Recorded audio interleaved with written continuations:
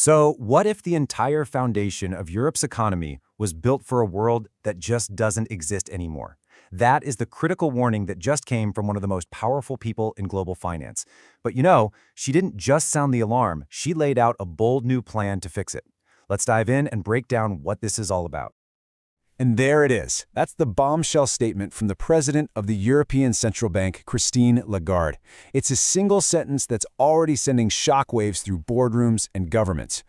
It sounds incredibly dramatic, right? So what's really behind it?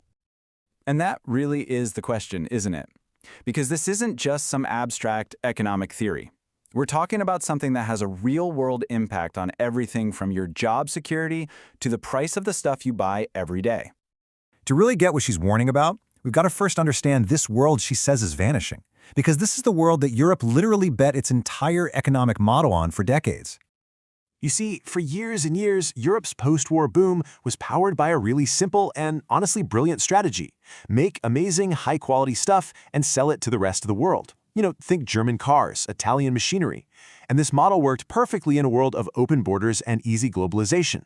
But that world, well, it's fading fast, and it's being replaced by protectionism, trade wars, and all sorts of supply chain chaos. And just look at how deep that bet went. Europe's trade makes up a whopping 50% of its entire economy. Now, to put that in perspective, that is double the US figure, which is around 25%. Now, this model created enormous wealth for sure, but it also created this massive vulnerability for the moment those global winds started to change. And here's the thing, those vulnerabilities, they aren't just a what if anymore. The data is clear. The cracks in that old foundation are already showing up, and they're getting wider. This chart right here shows a huge symptom of the problem, the productivity gap. Since the year 2000, productivity growth in the US has just dwarfed what's happened in Europe. And that's not just a boring number. It means Europe is falling behind when it comes to innovation and just general economic energy. So, with that in mind, where is Europe's money going? Well, a staggering 6.5 trillion euros, that's trillion with a T, of European savings are being invested in the US. That's double what it was just a decade ago. Lagarde calls this a vicious circle. European money flees the continent looking for better returns, which then starves European companies of the exact investment they need to grow and innovate back home. And here, folks, is the statistical punchline. Just a little while ago, the ECB's own experts were predicting exports would jump by 8%. And the reality today? Zero. A big fat zero. Flatline. The export engine that powered Europe for more than half a century has officially stalled out. But these numbers, they have a real human cost.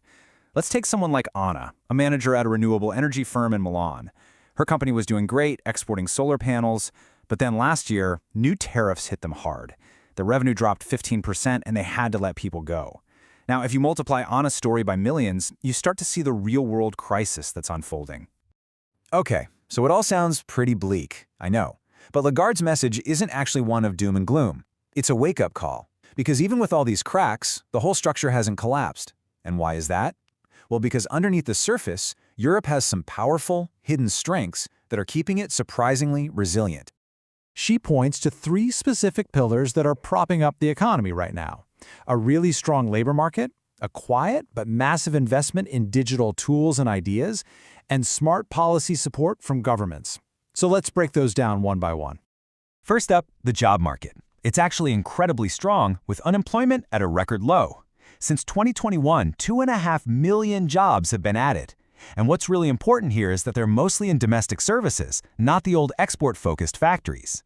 This is a huge shift, and it means employment is keeping pace with GDP growth, which is helping keep consumer spending alive. Second, while investment in old-school factories might be down, companies are pouring 200 billion euros a year into intangibles, things like AI, software, and R&D. This is a massive bet on a digital future. And that third pillar is the smart policy support, where targeted government spending and central bank actions have provided a crucial safety net, basically preventing a much deeper downturn and giving businesses some stability to figure things out.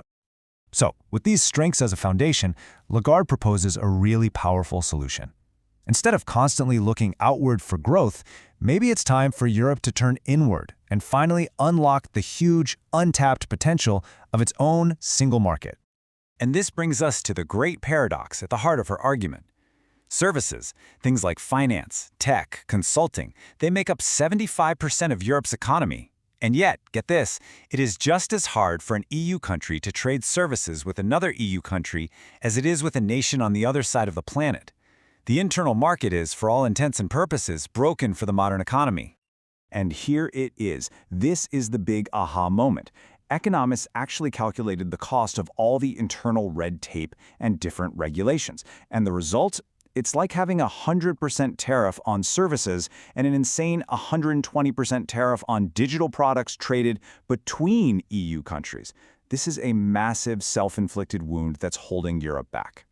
So how do you fix it? Lagarde lays out 3 pretty common-sense, game-changing reforms.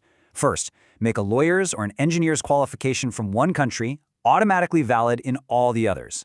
Second, shift to majority voting so a single country can't veto crucial tax and regulation reforms for everyone. And third, create optional EU-wide rules for stuff like starting a company so you don't have to navigate 27 different legal systems. And all of this brings us to the core of Lagarde's argument. Europe is standing at a crossroads. It can either keep clinging to a fading economic model, or it can make a bold choice to build a new future. And the potential payoff here is just immense. The analysis shows that just by breaking down these internal barriers, Europe could generate enough new growth to completely cancel out the negative impact of all these foreign trade wars and tariffs. It would create a brand new, more resilient engine for growth powered from within. Which leaves us all with one final question. Christine Lagarde has laid out the diagnosis and the prescription. The world Europe was built for is disappearing. The only question now is whether its leaders have the political will to build an economy for the world that's arriving.